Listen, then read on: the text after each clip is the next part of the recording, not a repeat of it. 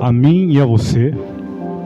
Antes de Ele nos criar, Ele pegou a terra que era sem vida, sem forma e vazia, a não ser pelo Espírito Santo que pairava por sobre as águas, não é assim?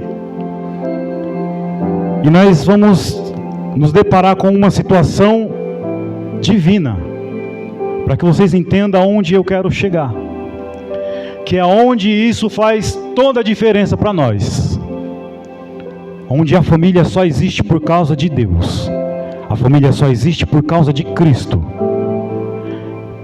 Quando Ele criou tudo e não tinha feito o homem, Ele disse também: façamos o homem a nossa imagem, conforme a nossa semelhança. E aí a palavra de Deus ainda em Gênesis vai dizer que Ele pegou aquela lama, aquele barro, né, pastor? E fez aquele boneco sem vida, mas Ele soprou um sopro que gerou um fôlego de vida, Raquel. Por isso eu estou aqui, por isso vocês estão aqui. Gerou o fôlego de vida.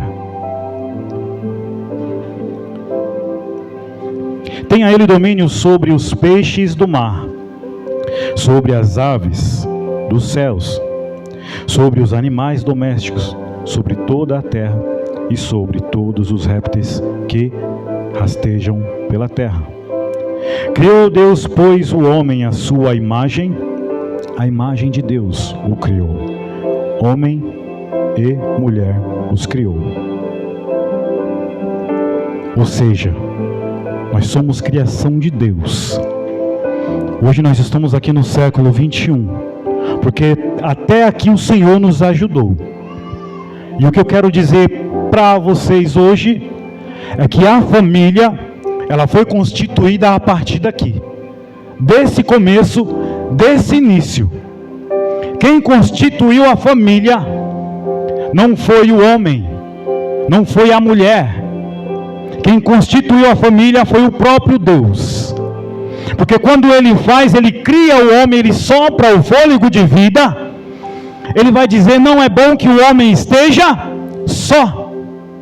E a partir daí Ele cria para a companhia do homem uma disjuntora, uma ajudadora.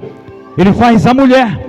A palavra vai nos dizer que Ele pega aquele homem, coloca ele em um sono profundo, Ele abre do lado da sua costela, Ele tira uma costela e faz a mulher. E a palavra vai dizer que Ele faz ela para ser a ajudadora do homem. E a partir daí nasce o quê? A família. Aí Ele vai dizer e dar uma ordem: sede fecundos, sabe, multiplicai sobre a terra.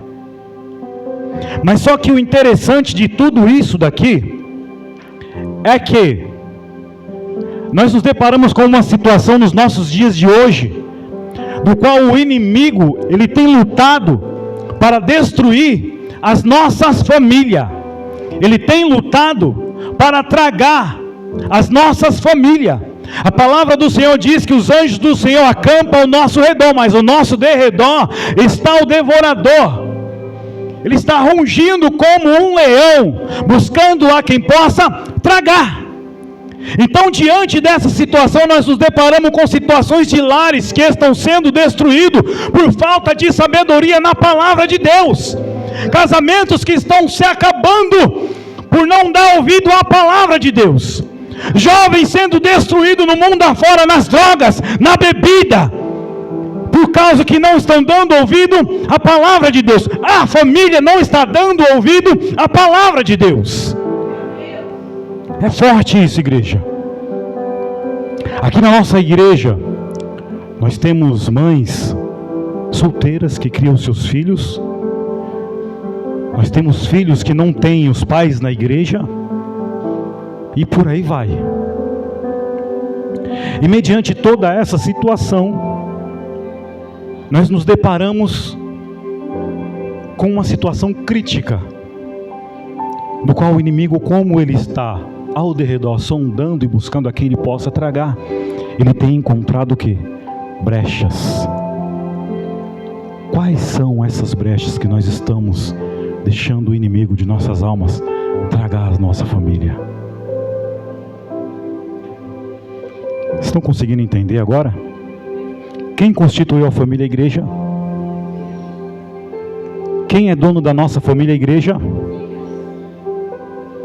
Então acho que está na hora da gente tomar uma posição como igreja. Mas aí você pode falar, mas irmão Wagner, a minha família vai bem, eu amo a minha esposa me ama, meus filhos, a gente brinca. Faça uma autoanálise. Faça uma autoanálise. Porque a realidade do mundo afora não é essa. Tem estado difícil e vai ficar cada vez mais.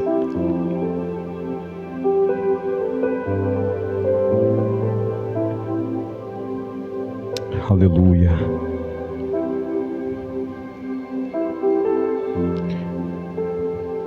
Meus irmãos, no livro de Efésios 5:25,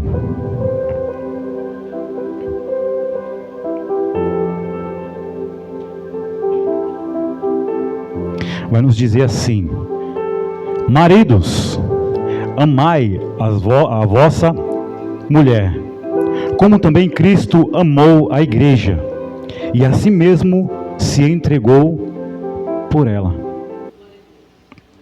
Marido, amai a vossa mulher, como também Cristo amou quem? E Ele se entregou por quem? Será que nós estamos dispostos a entregar a vida pelas nossas esposas? Você pode fazer essa autoanálise hoje? Para a gente entender de fato o que é o amor. Eu fiz uma pergunta para minha esposa esses dias que eu não sei se ela entendeu ou não. Mas nós estávamos juntos lá em casa e eu perguntei para ela assim: quantas vezes a gente vive? Não foi, amor? E foi num dia comum. E eu estava tão juntinho com ela. E eu falei: quantas vezes a gente vive? E ela falou: uma só. Porque naquele momento o Espírito Santo estava falando ao meu coração: essa uma vida eu quero viver do seu lado. Isso tem se acabado no meio do povo de Deus, no meio da família. E aí nós estava com um projeto de fazer uns tempos já, de fazer uma caminhada, de dar uma pedalada. E eu fiz essa pergunta para ela no dia seguinte, eu falei para ela assim: vamos dar uma pedalada? Vamos. Aí pegamos umas bicicletas, eu judiei dela esse dia. Na primeira vez, nós pedalamos quantos quilômetros? 16. 8 foi para ir, e mais 8 para voltar. E ela estava assim: pastor, ai amor, não aguento mais, minhas pernas, tá doendo. Mas em 14 anos de casado, quantas vezes a gente fez isso? Foi a primeira vez, igreja. Foi a primeira vez e eu fiquei maravilhado, sabe? Sabe por quê? Porque foi 8 quilômetros para ir e nós foi 8 quilômetros conversando, sabe? Proseando e, sabe, trocando uma ideia e daqui a pouco para voltar 8 quilômetros, eu falei: amor, tem que voltar, vai ter que voltar. Mais 8 quilômetros. Ela: tá doendo. Eu falei: não, mas no primeiro dia é assim mesmo, depois vai acostumar. Ela falou: vai ter mais. Eu falei: vai ter mais. Mas foi gostoso, não foi, esposa? É assim, irmãos. E o diabo, eu percebi que o diabo ele tem tentado tirar isso de nós. Momento de comunhão entre marido e mulher, sabe?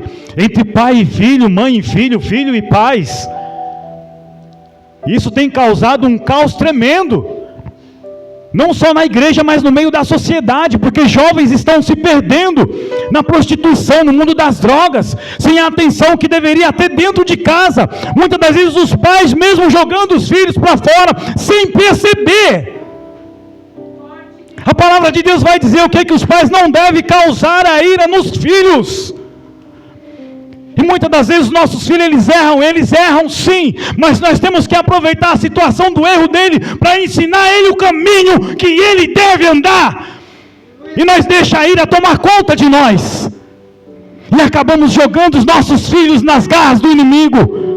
Porque o mundo está aí para tragar as nossas crianças, os nossos jovens, os nossos adolescentes. E nós não estamos percebendo, e muitas das vezes quando estamos percebendo, não estamos fazendo nada. É forte. Uma coisa que eu faço todos os dias, em casa, quando a gente vai deitar para dormir, eu coloco a mão sobre os meus filhos.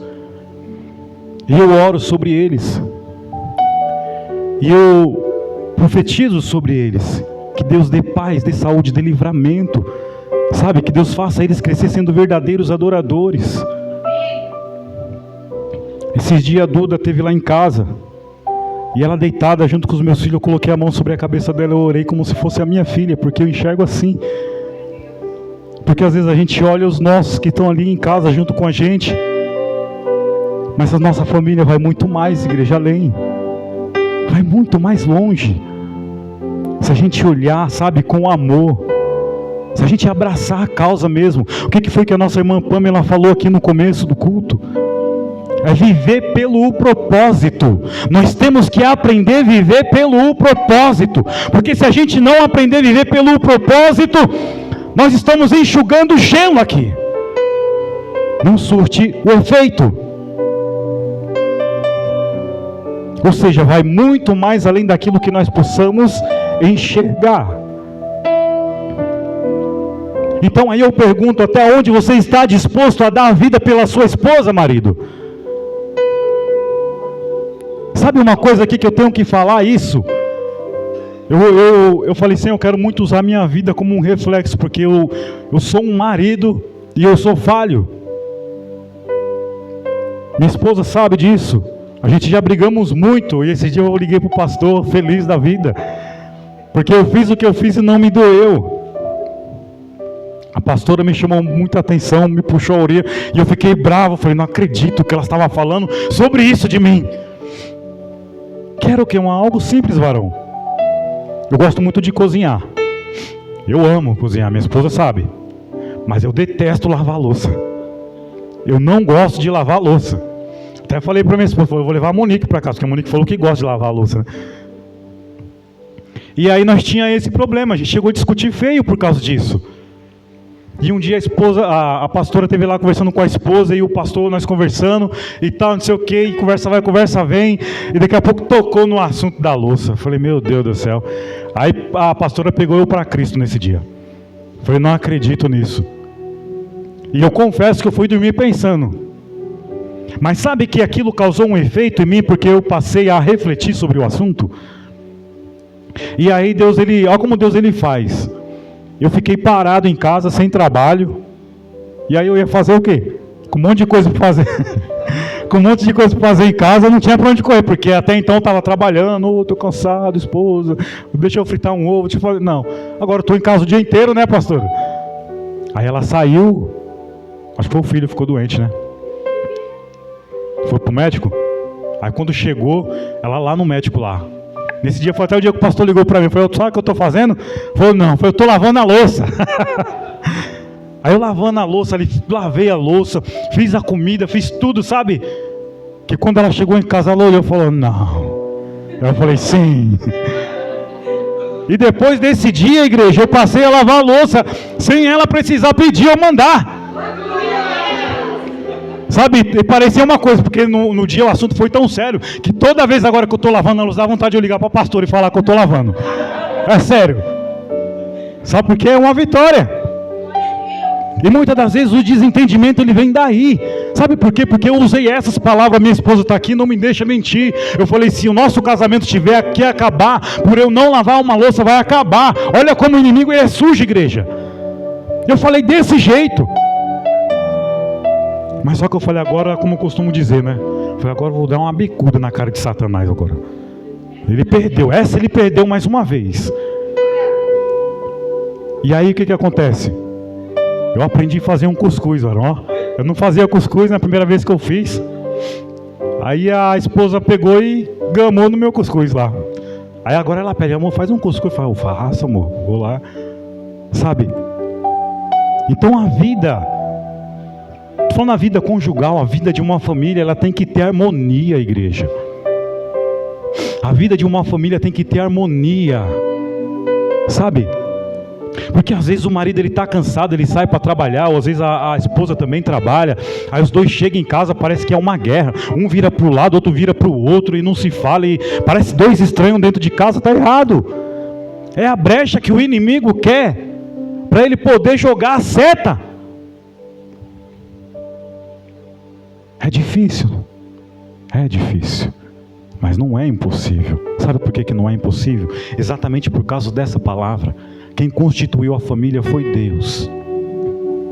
Então eu não sei a forma que você se encontra aqui hoje, marido, esposa, sabe, pai solteiro, mãe solteira. Uma coisa eu quero te dizer, que Deus ele tem o melhor para mim e para você. Sabe, o controle está na mão do nosso Deus. Os irmãos estão entendendo a palavra? Eu falei, eu quero ser bem objetivo mesmo. Vou voltar para Gênesis aqui. Vamos para o nosso terceiro tópico. Depois nós vamos para o quarto e acaba. Amém? Louvado seja o nome do Senhor Jesus. E aí eu parei para pensar e eu falei, Senhor, eu vou falar o que sobre a família? Aí o Espírito Santo falou, mas você não tem uma família não? Você não sabe como que é não? Eu falei, é verdade, né? Eu falei, então eu tenho uma palavra certa. Quando eu dobrei o joelho para orar, né, aí começou a me vir as mensagens, sabe? Eu falei, Senhor, obrigado. Muito obrigado. Eu já comecei a compartilhar com a minha esposa, né, e ela ficou maravilhada também. Louvado seja Deus. Gênesis 2:18 vai nos dizer, igreja: disse mais o Senhor Deus, não é bom que o homem esteja só. Far-lhe-ei uma auxiliadora que lhe seja idônea. Como eu já falei aqui, eu far-lhe-ei uma auxiliadora. O que é uma auxiliadora? É uma empregada? Não. Uma auxiliadora é uma pessoa que merece palavras torpes, que merece a nossa ignorância? Não. Uma auxiliadora é aquela que merece o nosso amor, porque Deus ele fez ela para andar do nosso lado, lado a lado, e nos auxiliar. Se eu for falar aqui quantas vezes eu quebrei a cara por eu não dar ouvido à minha esposa, eu não tenho conta mais para isso. E eu falei, Senhor, eu preciso aprender com isso, porque ela está do meu lado para me ajudar, para me auxiliar. A esposa, ela é isso. Aí vai falar assim, que seja idônea. O que é uma auxiliadora idônea? Está falando de alguém que é mais velho, Raquel? Idoso? Não. Que tem sabedoria. E a sabedoria vem da onde? Ela vem de Deus. O princípio da sabedoria, Provérbios vai dizer, Salomão, que é temer o Senhor. Então uma mulher idônea é aquela mulher que ela teme a Deus. Por ela temer a Deus, ela vai saber lidar com toda e qualquer situação que haja dentro do seu lar. Ela vai saber, conduzir a vida ali dos seus filhos, ensinando, abençoando. Porque o que nós temos agora hoje em falta é essa mulher. No meio da sociedade, você se deparar com tantos jovens perdidos, é porque dentro dos lares às vezes está faltando essa mulher. Mas eu tenho certeza que hoje aqui nessa noite essas mulheres estão aqui. E essa palavra é para despertar a mim e a você. Vamos orar mais pela nossa família. Esposa pelos maridos, marido pelas esposas. Coisa também que eu nunca fiz com a minha esposa e eu passei a fazer, foi subir um monte junto. A primeira vez foi top demais, né? E ali eu chorando e ela chorando, só eu e ela. Eu falei, olha, o que eu estava perdendo? Olha o que eu estava perdendo. E nós orando, entregando, e eu orando, ele falou, Senhor, me ensina eu a amar mais essa mulher, me dá sabedoria para lidar com ela, me ajuda, eu preciso, guia meus passos, foi top demais. O que você tem feito junto com a sua esposa, a esposa com o seu esposo?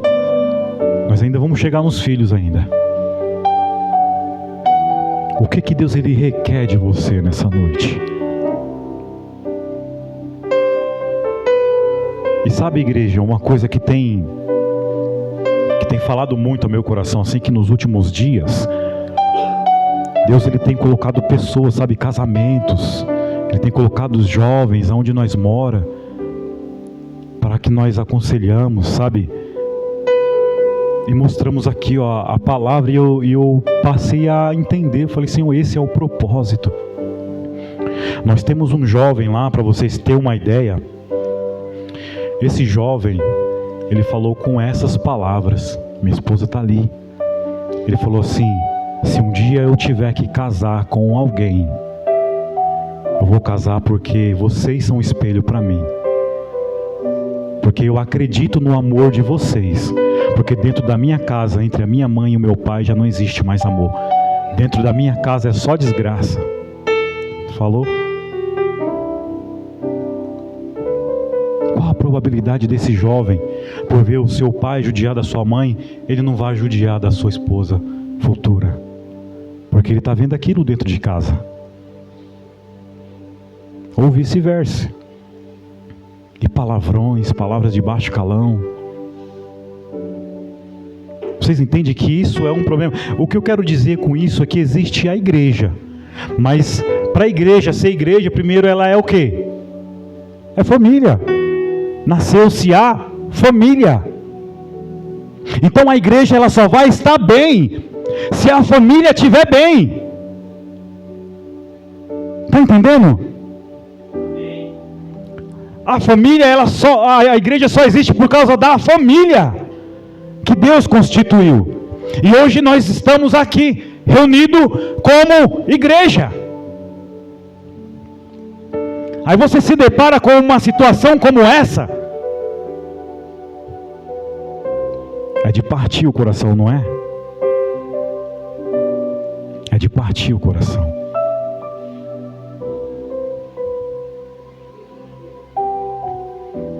Aleluia.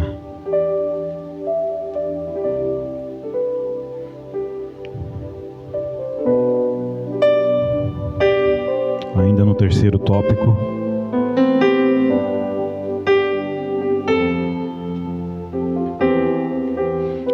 Em Provérbios 19:14 vai dizer: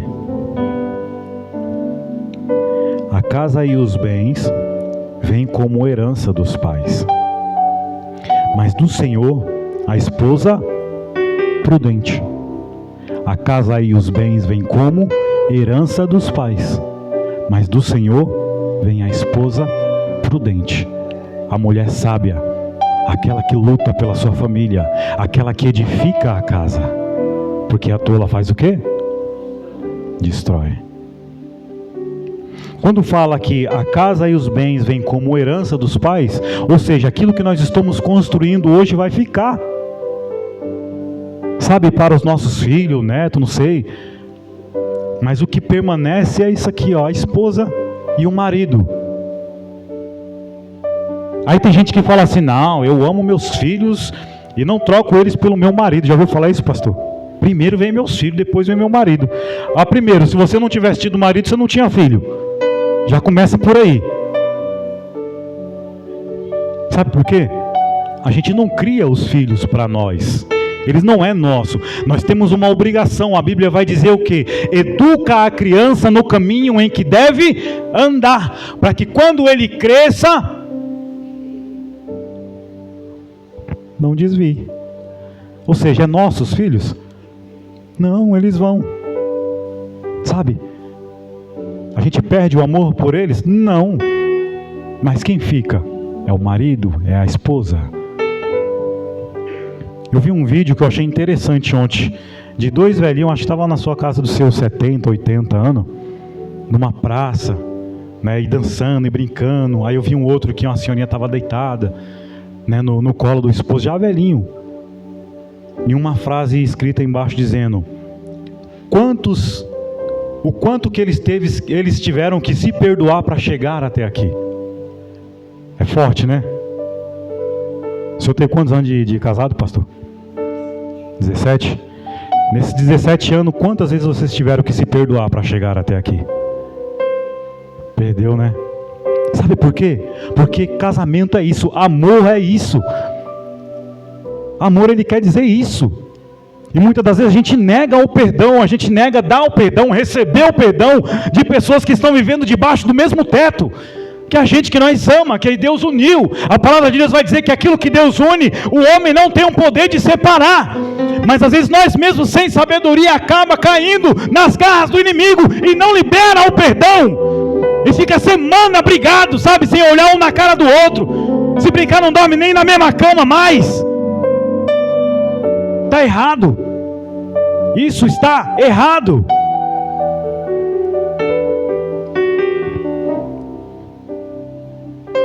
Teve um dia que o negócio estava bem feio lá em casa mesmo, sabe? O caos mesmo, parece que se instalou lá, o inimigo, os demônios todos. Eu falei, meu Deus, e eu falei, vai chegar no fim agora vai acabar. Só que aí o Espírito Santo, ele tocou no meu coração e falou, não, isso aí não é normal. Isso aí é o inimigo querendo ceifar o seu casamento. E eu chorando, e minha esposa chorando e tal. Daqui a pouco eu abracei ela. Aí nós sentamos na cama. Eu falei, vem aqui, vamos orar.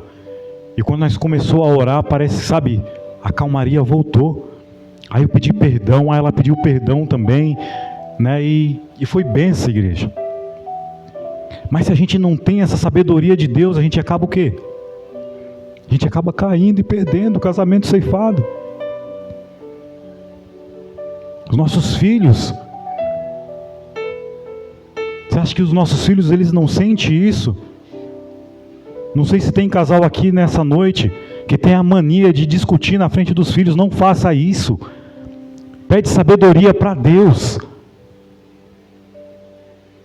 porque isso marca, isso causa trauma para o resto da vida. Eu digo porque eu cresci sem o meu pai, e as poucas memórias que eu tenho do meu pai com a minha mãe, foi ele apontando uma faca dizendo que ia matar ela. Hoje, com a idade que eu tenho até hoje, eu me lembro disso, e eu era uma criancinha. Vocês estão entendendo a gravidade do problema? Amém, igreja?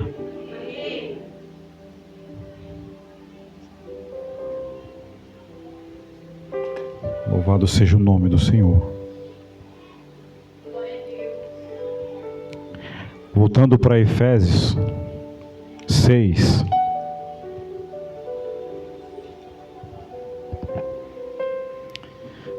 Vou ler. Vai nos dizer assim: filhos, obedecei a vossos pais no Senhor, pois isso é justo. Honra a teu pai e a tua mãe, que é o primeiro mandamento com promessa, para que te vá bem e sejas de longa vida sobre a terra.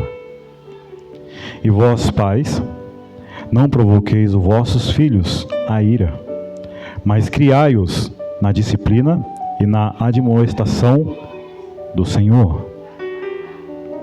Agora nós chegamos nos filhos. Meus irmãos, quando a palavra fala dos nossos filhos em ser obediente, em honrar o pai, em honrar a mãe, é a palavra que está falando, não vem do homem. Quando a palavra fala de nós não provocar ira nos nossos filhos, está falando de nós lidar com eles com sabedoria. E a sabedoria, de novo eu pergunto, vem de quem? Se você não teme o Senhor, se você não tem a sua vida alicerçada no Senhor, não tem como você criar o seu filho no caminho em que deve andar. Por quê? Porque a família foi constituída por Deus. Aí a gente se depara com essa situação: marido, esposa e filhos. Nós que somos adultos, pais, nós já tivemos o nosso momento de criança, adolescência, juventude, e nós erramos também. Sabe o que nos difere hoje nós, dos nossos filhos? É que hoje nós estamos na presença do Deus vivo. E nós entendemos a palavra. E Deus, Ele quer que nós use a palavra para educar as nossas crianças e ensinar elas. Não que elas não vão errar, sabe? Mas que na direção do Espírito Santo a gente possa mostrar o caminho. Para que eles olhem e falem assim: agora eu sei que eu não vou errar mais aí. Porque o meu pai é meu amigo. Porque a minha mãe está comigo. E eles me ensinaram dessa forma, assim, assim, assim. Mas a primeiro passo, o que acontece, irmã Pamela? Quando um filho erra, eu digo porque eu já fiz isso. Sabe, é perder as estribeiras, pastor. As estribeiras e querer bater e querer já... Aí depois eu penso, podia ter falado isso, falado e... Não, aí depois já passou. Eu já bati, já esgoelei, né, esposa? Já esgoelei, já fiz tudo que... Mas eu dou graças a Deus porque... O Jonas, ele é uma criança muito de Deus, assim, sabe? Aonde ele chega, as pessoas se encantam com ele. Às vezes ele chega dentro do lar da pessoa, né? Hoje mesmo foi um dia desse. Chegou lá na Raquel, lá, quando está entrando dentro de casa, que a paz do Senhor esteja sobre essa casa. É assim, irmã Michele. Sabe, ele chega lá, tem um amigo nosso lá no bairro vizinho, lá, quando vê lá, ele chega lá, ele fica maravilhado. Ele fala, quando eu vejo esse menino... Sabe, eu até me arrepio, porque ele chega lá e fala, paz do Senhor, né, tudo bem, é assim.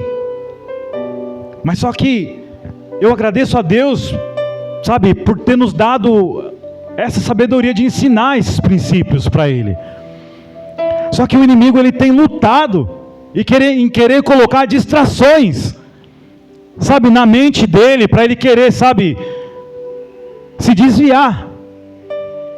E aí eu paro para entender que aonde é que eu vou lutar contra isso? Primeiramente, é como eu falei, é a oração. Todas as noites eu oro. E peço pela vida deles ali. E peço pela vida dos que não estão ali também, que eu tenho, Monique, a Duda, sabe? E eu falo, Senhor, me ajuda. E sabe o que acontece? Eu pego aquilo que ele gosta, aquilo que ele se identifica. Ele gosta muito de bicicleta também. E às vezes eu chego do serviço, pastor, eu chego cansado, moído. Sabe, aí ele chega em mim e fala assim, ô pai, vamos pedalar, fazer aquela viagem lá? Eu falo, ixi, e agora? Eu tento dar uma enrolada nele, falo, não filho, pai e tal. Pai, ia ser mó legal e tal.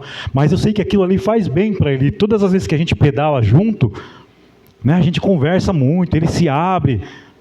E eu peço até, assim, para Deus abrir a minha mente, sabe, no entendimento que eu falo assim, eu preciso saber lidar com ele, porque ele fala linguagem de criança, né, tem que falar como uma criança também, mais adulto, mas interpretar ele. E eu pego toda essa situação, às vezes ele fala assim, ele chegou em mim e falou assim esse dia, pai, o senhor sabe fazer desenho? Eu falei, poxa filho, o pai não sabe, só sei desenhar móveis, pode ser? Ele, não gosto de móveis. Eu falei, então me ensina a desenhar alguma coisa aí. Aí ele quer me ensinar a desenhar o Sonic, que ele gosta, sabe, o Venom. Aí começa, a mente da criança é fértil, né? Vai longe. Mas é uma atenção, igreja, que nós temos que dar para os nossos filhos. Daqui a pouco ele, pai, vamos jogar um videogame? Vamos jogar um videogame. Sabe o que eu quero dizer com isso, igreja? Que nós temos as nossas vontades. Nós adultos, nós temos as nossas vontades. E às vezes a nossa vontade, pastor, é o que? Eu queria hoje fazer tal coisa legal. Eu queria estar com a minha esposa em tal lugar. Hoje eu queria, sei lá, qualquer coisa que você imaginar aí, que seja beneficente para você. Mas sabe o que eu aprendo com isso? Que os nossos filhos também têm as vontades. E muitas das vezes nós temos que interpretar as vontades deles. Não que a gente vai fazer tudo que o nosso filho quer. Mas muitas das vezes as vontades dos nossos filhos, Raquel, é simplesmente ter a gente presente ali. Às vezes nós estamos dentro de casa com os nossos filhos e nós estamos longe. Aí você acha que você está junto com o seu filho, é você pegar um celular, entregar na mão dele, para ele ver videozinho e ele ficar ali o dia inteiro. Não é isso. Isso não é ser um pai presente, não é ser uma mãe presente. Você está matando o seu filho tanto fisicamente quanto espiritualmente. Porque ele precisa da atenção física de um pai, uma atenção física de uma mãe. Tem momento que você vai ter que pegar, como a Bíblia diz, pegar a vara e educar mesmo. Mas tem momento que você vai ter que entender as necessidades do seu filho e ceder a ele, para ter um momento com ele. Quantas crianças hoje em dia estão passando por essa dificuldade? E aonde é que eles vão achar a atenção? Você pode responder isso? No mundo. Tem até uma música que fala que o mundão está aí pronto para tragar. E é a realidade. No mundo, quando você não dá atenção em casa, no mundo ele vai achar atenção, mas a atenção errada. Eu fui uma criança que eu tinha tudo para dar errado na minha vida. Com 13 anos eu já conhecia São Paulo inteiro. Não por andar fazendo as coisas erradas, mas eu comecei a trabalhar cedo. Com 13 anos eu andava por esse mundão afora, para ganhar 10, 15 reais por dia, para ajudar a minha mãe em casa, no sustento da casa. E o que eu recebi de proposta, sabe, nesse período, de pessoas me oferecendo bituca de maconha, sabe, me chamando para roubar. E eu dou graças a Deus que o Senhor me guardou. Aleluia! Porque com tudo, e meu, isso é top demais. Eu tinha um temor de Deus dentro de mim, sem até mesmo eu saber que aquilo era temor. Eu estive conversando com a Monique um dia desses, e eu falei para ela, só um trecho aqui. Eu falei: Monique, existe o homem, mas existe o homem. Eu falei isso para Raquel também outro dia. O que é o homem? Homem é aquele que bate no peito, sabe? Que pega a responsabilidade de um homem de verdade. Porque o que o mundo prega hoje sobre um homem de verdade é que tem que sair aí afora e ficar com várias, pegar várias. E o caos se instala no meio da sociedade. E o mundo prega que isso é ser homem, mas isso não é ser homem. Na verdade isso é ser um banana. Porque eu sou casado há 14 anos com a mesma esposa e eu amo ela. E eu me sinto homem de verdade por isso. Eu não tenho vergonha de dizer isso. Então com 13 anos eu conheci esse mundão, sim. E hoje você se pega numa situação onde, um dia desses, é até vergonhoso, eu levei 2 jovens para trabalhar comigo, uns tempos atrás, e eles não sabiam nada da vida, nada, não sabiam fazer nada. Nada, sabe o que é nada? De você olhar na pessoa, você vai ficar: o que eu faço aqui? Sabe? Eu falei: meu Deus, não pode ser isso, varão? Porque eu com 13 anos, eu falei: nossa, eu era evoluído. E você se depara com uma situação dessa, pleno século 21, né, varão? É difícil isso, igreja. Porque nós temos que educar os nossos filhos e ensinar eles como que é a vida lá fora. Nós temos que preparar eles para isso. A mensagem hoje é essa, igreja. A mensagem hoje é essa. Eu agradeço a Deus pela vida de vocês que estão aqui. Tem até um amigo meu que ele falou: varão, nossa, hoje eu queria muito estar lá, mas eu acho que eu não vou conseguir estar. Eu queria ouvir essa palavra sobre família. E ele é uma pessoa que ele está se achegando agora, e Deus tem usado a gente bastante para aconselhar ele e a esposa. Eles têm um problema também com a pequena deles, com a filhinha. Deu para ser claro até aqui, igreja? Vou usar de novo as palavras da irmã Pamela. Vamos viver pelo propósito. Vamos viver pelo propósito de um evangelho genuíno, onde as nossas famílias elas são firmadas na rocha. Onde elas são firmadas na rocha, que é Cristo. E se você entender isso aqui, você vai se dar super bem na sua vida. O marido, ele é esse cara aqui, ó. Ele protege a família. Ele lidera a família. Ele provê a família. Esse é um homem. Porque muitas das vezes nós nos deparamos com situações onde quem dita a regra dentro de casa é a mulher. E não é sobre ditar a regra, mas é sobre cada um colocar no seu devido lugar, para que tudo vá bem. É simples. Então, para que você, mulher jovem ou adulta mesmo, que quer casar, procure esse homem da parte de Deus. Eu conversei com a Monique outro dia, eu falei assim para ela, Monique, para quando você chegar na sua fase de ter uma pessoa na sua vida, essa pessoa não vai chegar em você e vai ter você. Onde é que essa pessoa vai ter que chegar para ter você?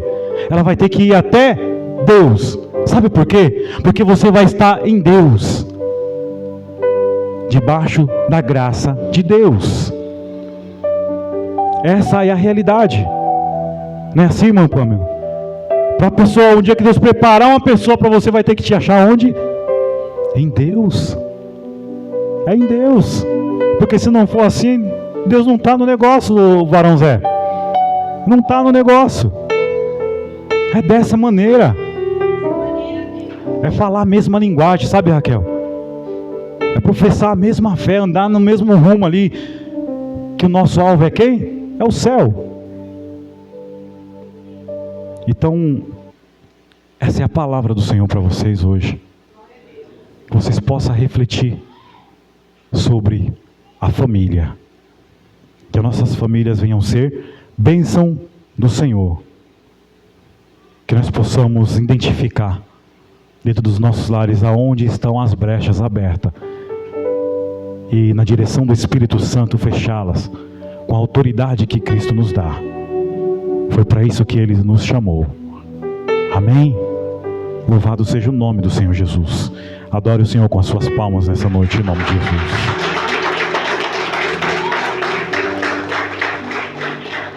Só mais um minuto, eu esqueci de uma parte. Isso aqui eu não posso deixar de falar. Esse livro aqui eu já li ele, aí eu já reli, aí eu li de novo, aí eu reli de novo. E esse livro ele me passa uma visão muito top assim, da vida, sobre a atualidade, sobre tudo que a gente estamos vivendo hoje. Eu vou ler só um trecho para vocês entenderem. Essa nova tolerância baseada na inversão e na aversão aos valores bíblicos tem produzido uma nova geração bem diferenciada.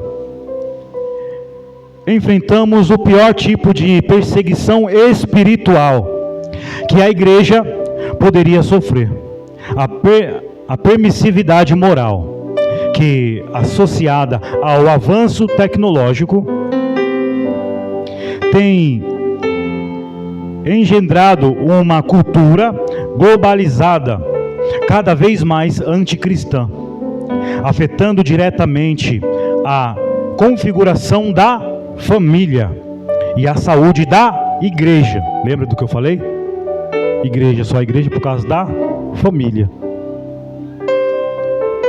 A real situação da igreja é sempre um reflexo do que vem acontecendo na família. Partindo da premissa que a família é a célula da sociedade, o que temos hoje é um gigantesco câncer social. A família está acabando. É a que declara o psicanalista francês Charles para a revista Veja. Ele diz assim: assistimos a um acontecimento que talvez não tenha precedentes na história, que é a dissolução do grupo familiar. Pela primeira vez, a instituição familiar está desaparecendo e as consequências são imprevisíveis. A sociedade que melhor definiu e estruturou a família foi a sociedade ocidental norte-americana. Por isso tornou-se tão incomparavelmente mais forte. Porém, a partir da década de 60, um crescente retrocesso tem ocorrido. Esse é um breve apanhado à história desfuncionalização familiar que tem se espalhado por todo o mundo. Começou com a descrição do adultério e a famosa cultura do divórcio. Nos Estados Unidos, durante a década de 60 e 70. Seguido pela cultura do não casamento, o sexo livre, drogas. Essa cultura se propagou tanto que atualmente, além dos heterossexuais não quererem casar, os homossexuais estão brigando pelo direito de casar. Consequentemente, veio a epidemia das adolescentes grávidas e dos pais precoces, que vão se multiplicando em um ciclo geracional, reduzido a 15 anos em média. Amém? Quando a minha esposa ela estava grávida foi do meu filho ou foi da Radassa? Não lembro. Acho que foi da Radassa. Quando ela foi ganhar neném no hospital, tinha uma adolescente de 11 anos no mesmo quarto que ela para dar à luz. 11 anos. Isso dói, igreja. Nós precisamos fazer algo, amém? Fiquem com essa palavra no nome de Jesus.